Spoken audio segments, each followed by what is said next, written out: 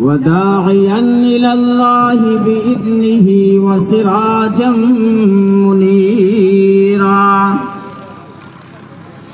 والصلاة والسلام على شمس الهداية واليقين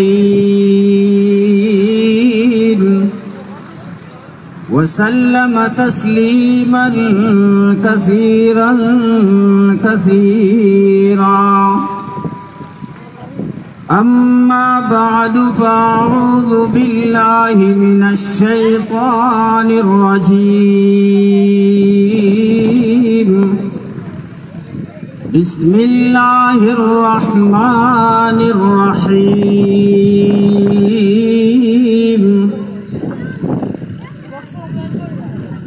وعنده مفاتيح الغيب لا يعلمها إلا هو ويعلم ما في البر والبحر وما تسقط من ورقة إلا يعلمها ولا حبة في ظلمات الأرض ولا رطب ولا يابس إلا في كتاب مبين. وقال النبي صلى الله عليه وسلم إن الله يرفع بهذا الكتاب أقواما ويضع به آخرين.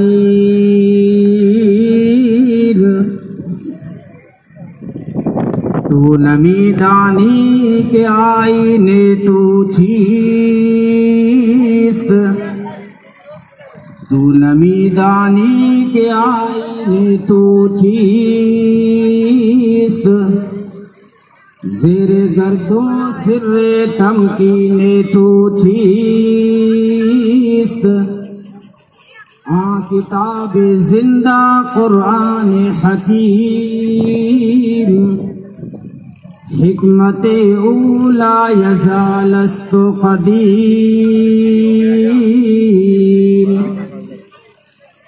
درود شریف پڑھیں. اللہم صلی علی محمد النبی الأمی وعلی آلہ وصحبہ اجمعین.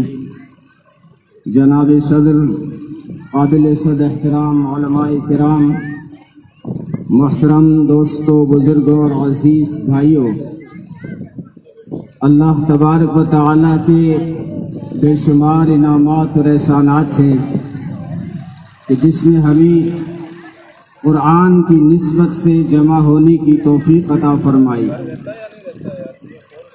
اللہ تبارک و تعالی ہم سب کا یہ مل بیٹھنا اپنی بارگاہ صمدیت میں قبول و منظور فرمائے.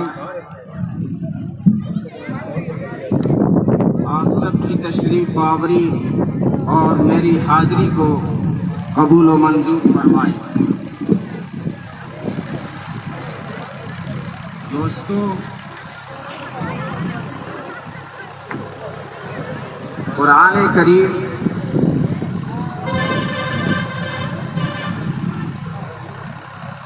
ہمارے لیے دستور حیات ہے، منشور حیات ہے، ضابطۂ حیات ہے، بلکہ آب حیات ہے. قرآن یہ وہ مینارہ نور ہے جو تنکوں کو شہتیر بنا دیتا ہے، اور قرآن سے ہٹ کر شہتیر تنکوں سے بھی زیادہ حقیر ہو جایا کرتے ہیں. یضل بہ کثیرا ویہدی بہ کثیرا. قرآن کریم سے بہت سارے ہدایت پاتے ہیں تو بہت سارے ضلالت و گمراہی میں پڑ جاتے ہیں. حالانکہ قرآن ہدی للناس ہے. جس طرح رب العالمین ہے، ہمارا نبی رحمت للعالمین ہے، ایسے ہی یہ قرآن کریم ہدی للعالمین ہے، قرآن میں ہدی للناس کہا گیا۔ لیکن عجیب بات یہ ہے کہ ایک جگہ قرآن کہتا ہے ہدی للمتقین، کہ یہ قرآن متقیوں کے لیے ہدایت ہے۔ ایک جگہ کہہ رہا ہے سارے انسانوں کے لیے ہدایت ہے، ہدی للناس۔ دوسری جگہ کہہ رہا ہے ہدی للمتقین، جو تقوی والے ہیں ان کے لیے ہدایت ہے۔ تو قرآن کی بات میں ذرا بھی تضاد نہیں ہے۔ قرآن نے جو ہدی للناس کہا ہے، قرآن اسی کو انسان مانتا ہے جس کے پاس تقوی کی دولت ہے، جس کے پاس ایمان و تقوی کی دولت نہیں ہے، اس سے قرآن اولئک کالانعام بل ہم اضل کہتا ہے۔ وَلَقَدْ ذَرَأْنَا لِجَهَنَّمَ كَثِيرًا مِنَ الْجِنِّ وَالْإِنسِ۔ اللہ فرماتے ہیں ہم نے انسانوں میں سے، جناتوں میں سے بہت سارا ایندھن اکٹھا کیا ہے دوزخ کے لیے۔ کون لوگ ہیں جو دوزخ کا ایندھن بنیں گے؟ فرمایا لہم قلوب لا یفقہون بہا، ان کے پاس دل تو ہے لیکن قرآن سمجھنے کی صلاحیت نہیں۔ وَلَهُمْ أَعْيُنٌ لَا يُبْصِرُونَ بِهَا، ان کے پاس آنکھیں تو ہیں لیکن قرآن کو دیکھتے نہیں۔ ایک جگہ فرمایا وَمَنْ أَعْرَضَ عَنْ ذِكْرِي فَإِنَّ لَهُ مَعِيشَةً ضَنْكًا، جو میرے اس دین سے، میرے قرآن سے منہ پھیر لے گا، کل قیامت کے دن اس کو اندھا بنا کے اٹھاؤں گا۔ پہلے فرمایا اس کی دنیاوی زندگی بھی تنگ کر دوں گا۔ وَمَنْ أَعْرَضَ عَنْ ذِكْرِي فَإِنَّ لَهُ مَعِيشَةً ضَنْكًا، اس کی دنیاوی زندگی تنگ کر دوں گا۔ وَنَحْشُرُهُ يَوْمَ الْقِيَامَةِ أَعْمَى، اس کو قیامت کے دن اندھا بنا کے اٹھاؤں گا۔ وہ کہے گا قال رب لم حشرتنی اعمی وقد كنت بصیرا، یا اللہ مجھے اندھا کیوں اٹھایا، میں تو دنیا میں دیکھا کرتا تھا، میری آنکھیں سلامت تھی۔ اللہ فرمائیں گے ایسے کو تیسا جواب دیا جاتا ہے، یہ قرآن کی چٹکی ہے۔ وَكَذَلِكَ، دنیا میں تجھے میں نے آنکھیں دی، تو نے میرے قرآن کی طرف نگاہ اٹھا کر نہیں دیکھا، تو آج اس کی جزا، اس کی سزا ہے کہ تجھے میں حشر کے دن اندھا بنا کے اٹھاؤں۔ اللہ تعالیٰ جس سے محبت فرماتے ہیں تو جبریل کو بلا کر کہتے ہیں اے جبریل سارے آسمانوں میں اعلان کر دو کہ میں اس بندے سے محبت کرتا ہوں۔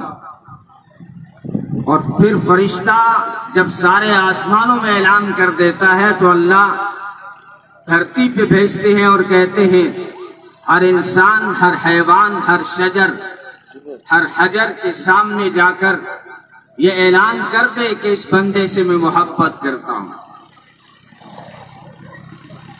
عبداللہ ابن مسعود رضی اللہ تعالیٰ عنہ فرماتے تھے کہ اللہ جس سے محبت کرتا ہے اس کا اعلان تو کروا دیتا ہے، لیکن یہ کیسے پتا چلے کہ اللہ محبت کس سے کرتا ہے؟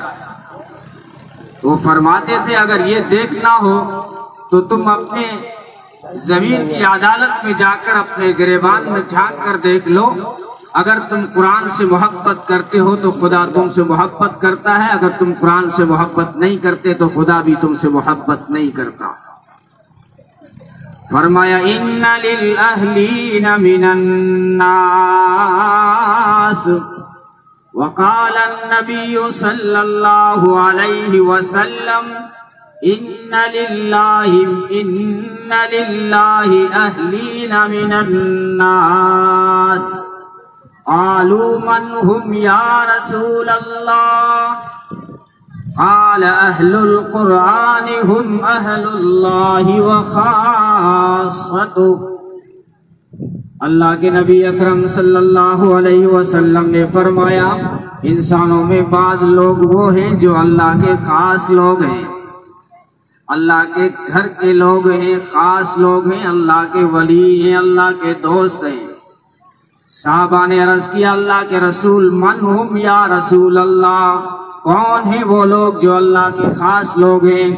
فرمایا ہم اہل القرآن ہم اہل اللہ وخاصتہ، وہ قرآن والے ہیں جو اللہ کے خاص لوگ ہیں، جو اللہ والے ہیں۔ الماہر بالقرآن مع السفرۃ الکرام بررہ، کہ قرآن کا جو ماہر ہے وہ کل قیامت کے دن اس کا حشر فرشتوں کے ساتھ، نیکوکاروں کے ساتھ اور متقیوں کے ساتھ اور صلحاء کے ساتھ، اتقیاء کے ساتھ ہوگا۔ لوگ پوچھتے ہیں کیا ملے گا قرآن پڑھنے سے؟ نبی پاک صلی اللہ علیہ وسلم نے فرمایا جس کے بچے قرآن کے حافظ بن جائیں، ایک ایک حرف کے بدلے میں اس حافظ کے ماں باپ کے جنت میں درجے بلند کر دیے جاتے ہیں۔ کل قیامت کے دن حافظ قرآن کے والدین کو ایسا تاج پہنایا جائے گا کہ جس کی روشنی سورج کی روشنی سے بھی زیادہ ہوگی۔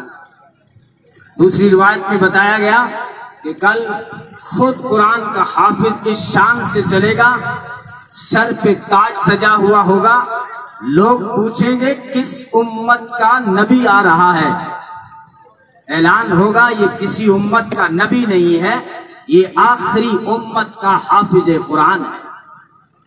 ان فی الجنت نہرا اسمہ ریان علیہ مدینۃ من مرجان لہ 70,000 باب من ذہب وفضہ لحامل القرآن۔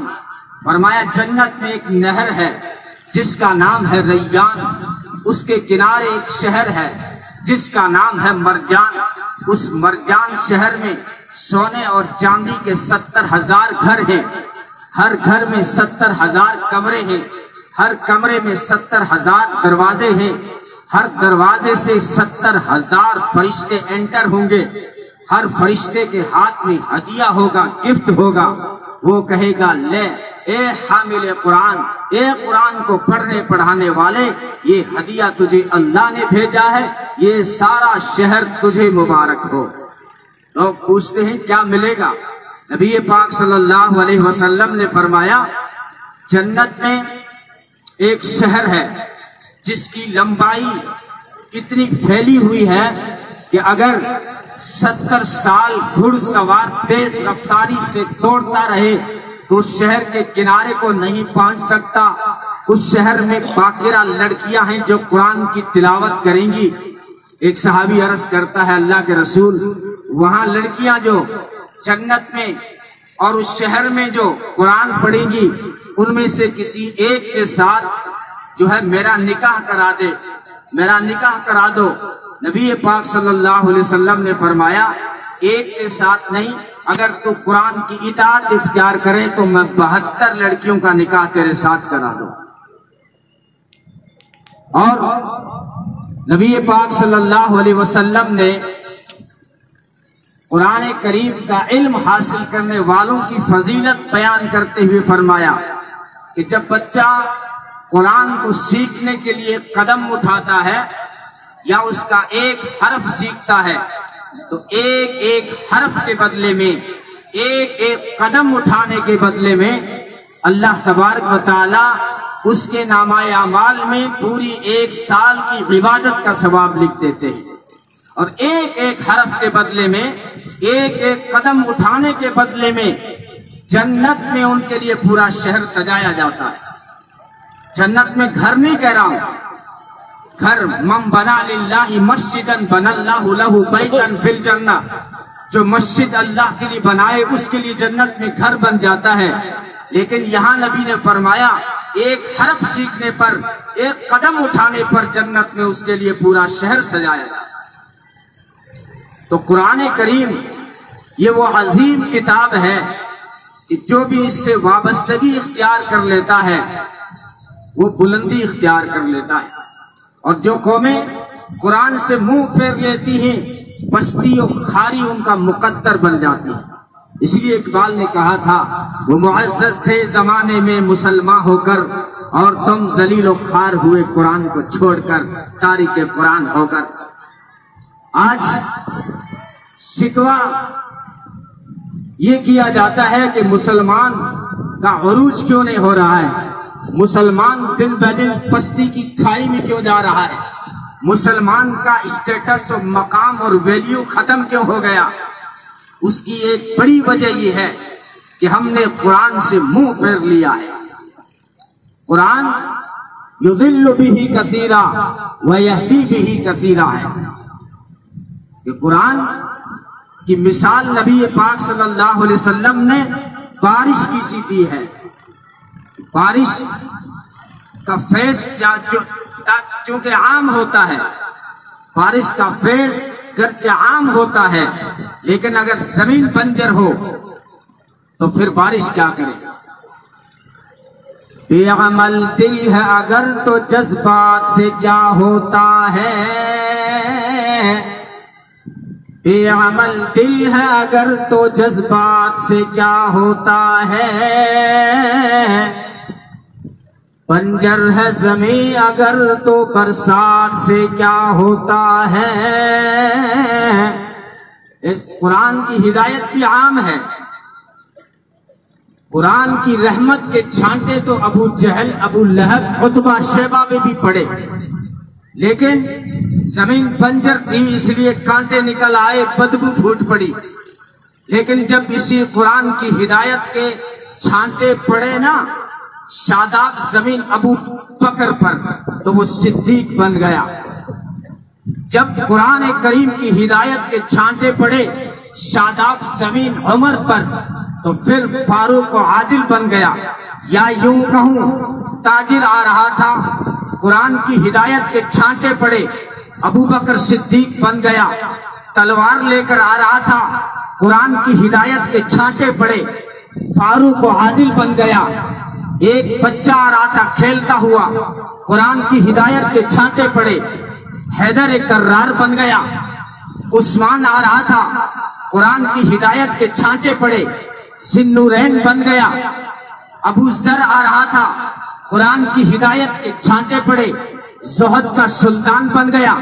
عبداللہ ابن مسعود آ رہا تھا، قرآن کی ہدایت کے چھانٹے پڑے، فقیہ الزمان بن گیا۔ عبداللہ ابن عباس آ رہا تھا، قرآن کی ہدایت کے چھانٹے پڑے، مفسر قرآن بن گیا۔ وہ دیکھو سلمان ہے، آیا ایران سے ہے، دور سے آیا ہے، قرآن کی ہدایت کے چھانٹے پڑے، خاندان نبوت کا فرد بن گیا۔ وہ دیکھو گورا نہیں سانولا ہے، قریب کا نہیں دور کا ہے، اپنا نہیں پرایا ہے، یگانہ نہیں بیگانہ ہے، عرب سے نہیں حبش سے ہے، رنگ کا بھی سانولا ہے، لیکن جب قرآن کریم کی ہدایت کے چھانٹے پڑے تو چلتا زمین پر ہے، قدموں کی آہٹ جنت میں سنائی دیتی ہے۔ قرآن، یہ قرآن نے بلند کیا ہے، جس کو بھی بلندی ملی قرآن سے ملی ہے۔ اور آپ غور کرتے جائیں، بڑے بڑے اس امت میں علماء آئے، اتقیاء آئے، اصفیاء آئے، تاریخ پڑھے، ان کے سوانح پڑھے، اسی کا نام بلندی تک پہنچا جس نے اپنا رشتہ مضبوط قرآن سے جوڑا۔ امام اعظم کا نام ادب سے یوں نہیں لیا جاتا، ایک مہینے میں 63 قرآن مکمل کر جاتے۔ امام شافعی کا نام ایسے ہی عزت سے نہیں لیا جاتا، وہ جب مکہ سے چل کر مدینہ جاتے ہیں، چلنے میں 16 دن لگتے ہیں، 16 دنوں میں 16 قرآن مکمل ہو جاتے ہیں۔ امام احمد بن حنبل کا نام عزت سے لیا جاتا ہے، اس لیے کہ قرآن کی خدمت کے لیے کوڑے کھائے، جیل سے جنازہ اٹھا، جتنے بھی امت میں بڑے لوگ آئے۔ تھانوی کا نام عزت سے اسی لیے لیا جائے گا، انہوں نے بیان القرآن لکھا۔ شیخ الہند کا نام ادب سے لیا جائے گا کہ جیلوں میں بیٹھ کر قرآن کے ترجمے اور تفسیریں لکھی۔ حسین مدنی کا نام عزت سے نام لیا جائے گا، اس لیے کہ ایک مہینے میں حفظ کر کے تراویح میں سنا دیتا ہے۔ قاسم نانوتوی کا نام عزت سے لیا جائے گا کہ جو حج کے سفر میں بیڑے میں بیٹھ کر قرآن حفظ کر لیتا ہے اور اس کو تراویح میں سنا دیتا ہے. جس نے بھی قرآن سے اپنا رشتہ جوڑا وہ عزت پا گیا.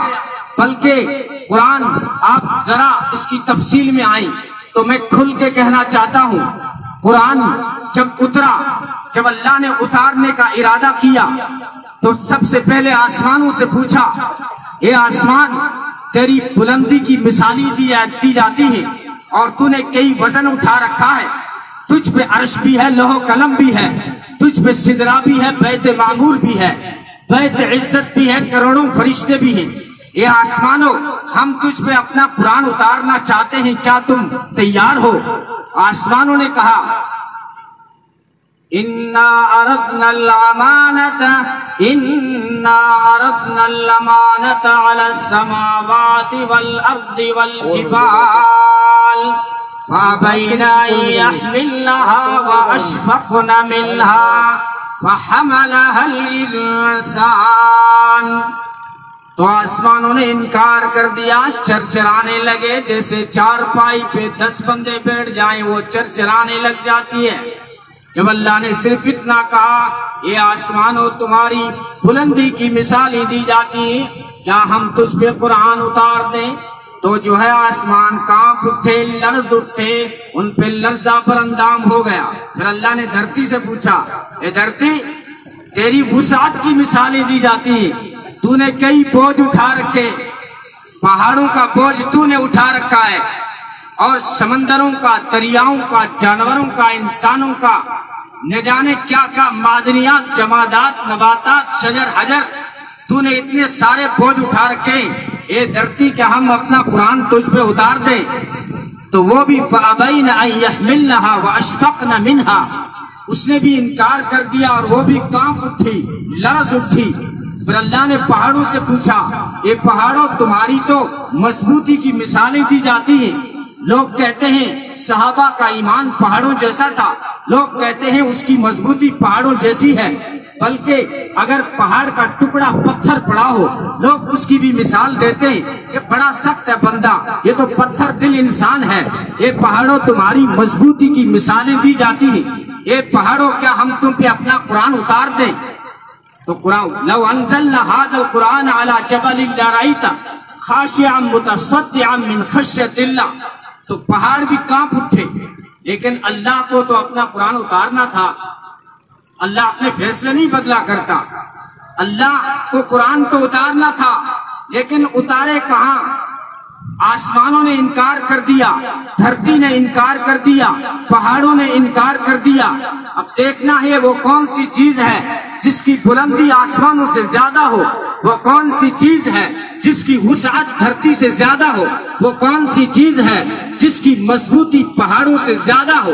وہ قلب محمد الرسول اللہ صلی اللہ علیہ وسلم ہے، جس کی جو ہے وسعت دھرتی سے زیادہ، جس کی بلندی آسمانوں سے زیادہ، جس کی مضبوطی پہاڑوں سے زیادہ. تو اللہ نے اس قرآن کو اپنے محبوب کے دل پہ اتارا. تو یہ قرآن جب جس دل پر آیا وہ دل سارے اعضاء کا سردار بن گیا. نسبت دیکھیے قرآن کی، صرف دل پہ اترا ہے. اب اس دل کو دیکھو، دل تیرا ہو یا میرا، دل کسی اور کا ہو، بس نسبت جڑی ہے. اس دل پہ قرآن اترا ہے تو اب دل سارے اعضاء کا سردار بن گیا. یہ قرآن جس نبی پہ اترا وہ نبی سارے نبیوں کا سردار بن گیا. یہ قرآن جو فرشتہ لے کر آیا وہ فرشتہ سارے فرشتوں کا سردار بن گیا. یہ قرآن جس مہینے میں آیا وہ مہینہ سارے مہینوں کا سردار بن گیا. میں نے پوچھا مولوی صاحب رمضان کی عظمت کیوں ہے، رمضان مقدس کیوں ہے؟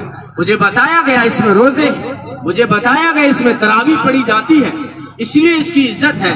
میں نے یہی مسئلہ قرآن سے پوچھا، قرآن تو بتا کہ تیری عزت کیوں ہے، رمضان کی عزت کیوں ہے؟ تو قرآن بولا شہر رمضان الذی انزل فیہ القرآن. قرآن نے کہا رمضان اسی لیے مقدس و محترم ہے کہ اس میں اللہ کا قرآن آیا ہے، اسی لیے مقدس ہے کہ جس مہینے میں آیا وہ مہینہ سارے مہینوں کا سردار بن گیا.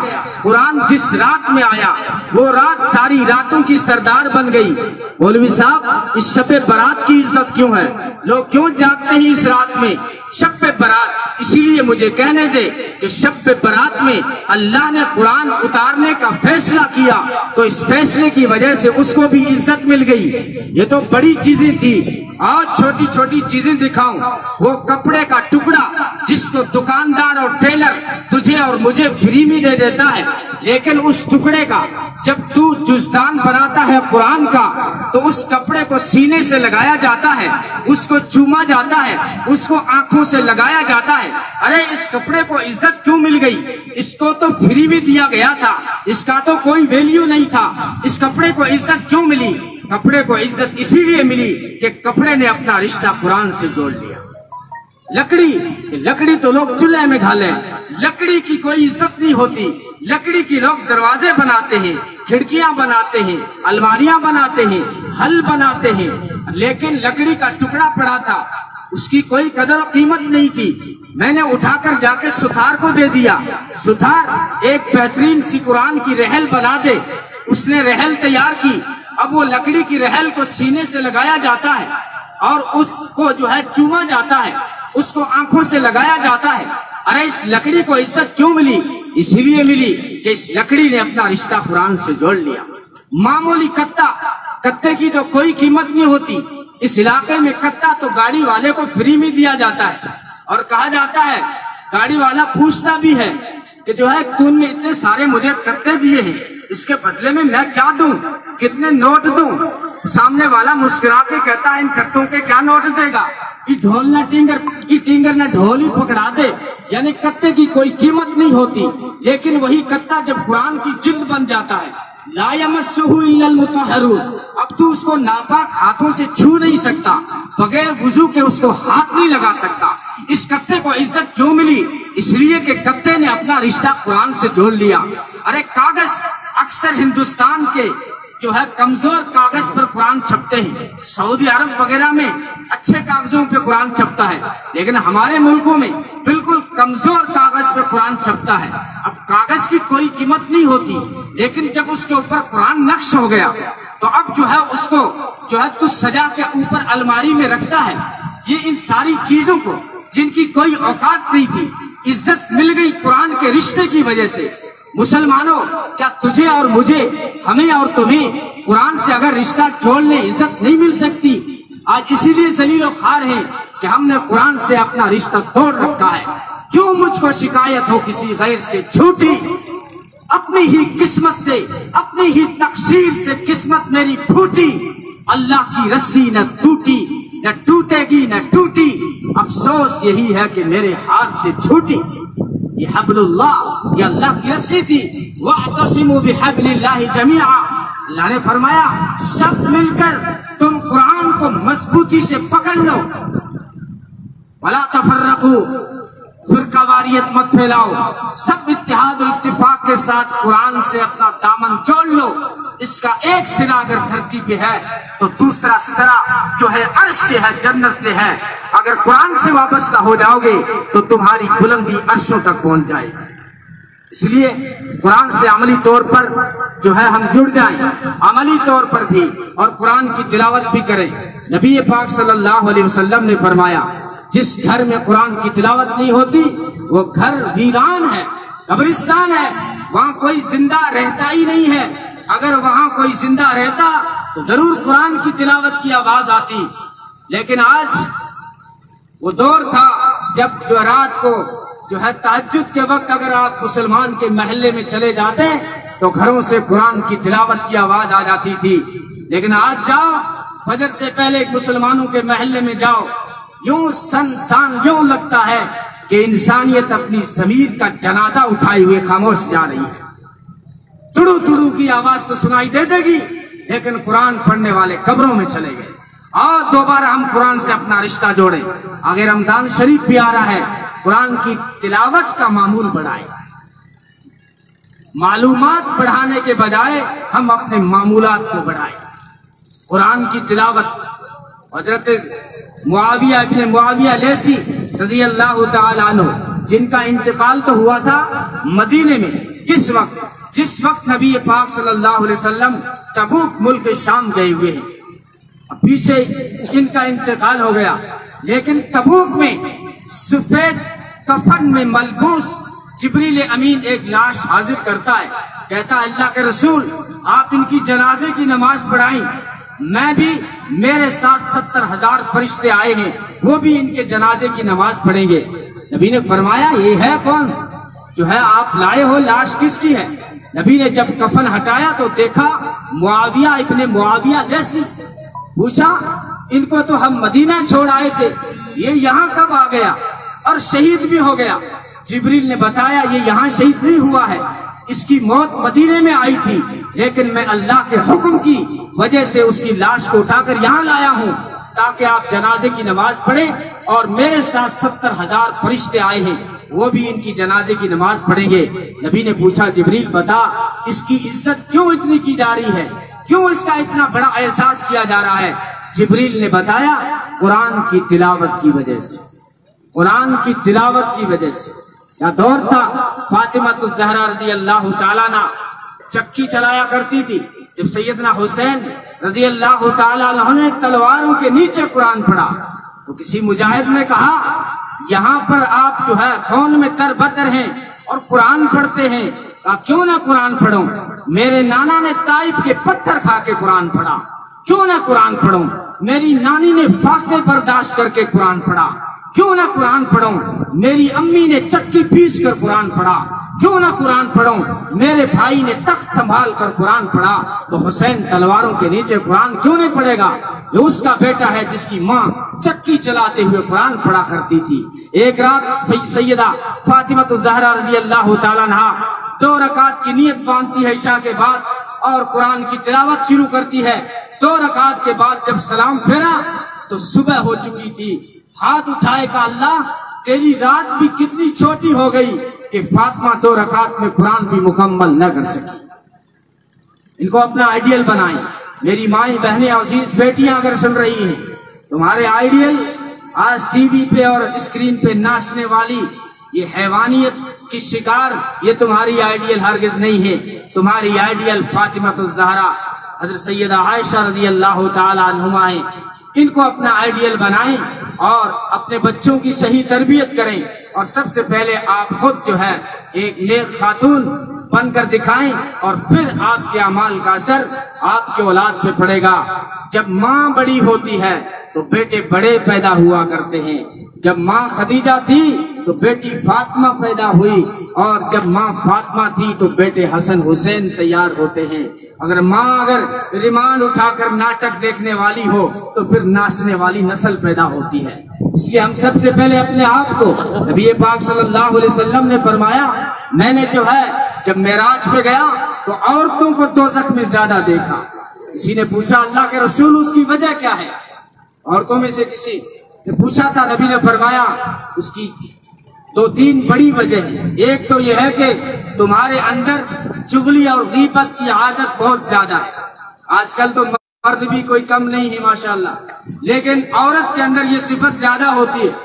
کسی بادشاہ نے اعلان کیا تھا کہ اگر کوئی مجھے سب سے بڑا جھوٹ بتا دے اس سے انعام دوں گا، تو لوگ آئے اور جھوٹ گھڑ گھڑ کے سنانے لگے۔ کسی نے آ کر کہا کہ میرے کھیت میں سفید پاڑا 2 بچے لایا ہے اور اس نے 10 کلو دودھ دیا ہے۔ بادشاہ نے کہا چھوٹا جھوٹ ہے۔ ہوتا رہا، چلتا رہا۔ ایک شخص آ کر کہتا ہے بادشاہ سلامت، آج میں نے اپنے گاؤں میں 2 عورتوں کو دیکھا، 1 گھنٹے تک آپس میں بات کر رہی تھی لیکن کسی کی چغلی اور غیبت نہیں کی۔ بادشاہ نے کہا یہ سب سے بڑا جھوٹ ہے، اس کو انعام دو۔ 2 عورتیں 1 گھنٹہ ملے، کسی بھی ٹانگ نہ کھینچے، یہ ہو ہی نہیں سکتا۔ ایک تو تمہارے اندر یہ عادت ہے، دوسری نبی نے فرمایا تمہارے اندر لعن تان کی عادت زیادہ ہے۔ لعن تان یعنی اپنے بچے کو نہیں بخشتی، دودھ پلاتے وقت معمولی سا دانت لگا دیا، سیدھا عورت تیری کبر کھودو کبر میں جانیا، کس کو سنا رہی؟ اپنے بیٹے۔ اور اگر پڑوسن کی بکری بھی آ گئی، پڑوسن کی بکری آ گئی تو اب سنانا تو پڑوسن کو ہے، لیکن جو ہے مخاطب بنائے گی بکری کو کہ تیرا دھنی مرے تنے پانی کون پلاوے کے۔ اب یعنی بیچاری بکری جانور ہے، اس سے کوئی پتا نہیں کہ تمہاری آپس میں بنتی یا نہیں بنتی، لیکن عورت ہے یہ بخشے گی کسی کو نہیں۔ اگر کوئی جانور بھی گھر میں دوسرے کا آ گیا تو پھر جانور کو ایسی کھری کھری سناتی ہے، ایسا لعن طعن کرتی ہے۔ حالانکہ نبی پاک صلی اللہ علیہ وسلم نے فرمایا تھا عائشہ تعلقات کی قیمت بہت زیادہ ہوتی ہے۔ حضرت عائشہ صدیقہ رضی اللہ تعالیٰ فرماتی ہیں کہ میرے گھر میں میرے نبی کی باری تھی، میں نے چاہا کہ آج نبی کو میں دعوت کروں، لیکن جب گھر کو کھنگال کے دیکھا تو مٹھی بھر جو کے سوا کچھ نہ پایا۔ میں نے اس کو پیسا اور روٹی بنائی، سردی کا موسم تھا، نبی نے فرمایا زملونی زملونی، مجھے چادر اڑائیے، میں نے چادر اڑا دی، نبی استراحت فرمانے لگے، میں روٹی بنانے لگی، جب روٹی تیار ہوئی تو میرے آقا کی آنکھ لگ گئی، تو روٹی کے خاطر آقا کو جگانا میں نے گوارا نہ کیا، میں نے کہا جب آنکھ کھلے گی تو پیش کر دوں گی۔ لیکن کہتی ہے امی عائشہ کا بھولاپن بھی حدیثوں میں مشہور ہے کہ پڑوسن کی بکری آئی روٹی اٹھا کے لے گئی، اب کہتی ہے کہ میں کھڑی رہی، دوڑی نہیں، کیوں؟ کہیں میرے قدموں کی آہٹ سے میرے نبی کو تکلیف نہ پہنچ جائے۔ لیکن جب بکری دروازے سے باہر نکلی تو نبی کی آنکھ کھل گئی، میں نے کہا جو کھٹکا تھا وہ تو ہو گیا۔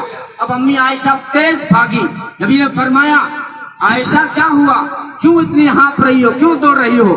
اللہ کے رسول ایک روٹی بنائی تھی جو پیس کر یہ پڑوسن کی بکری آئی اٹھا کے لے گئی۔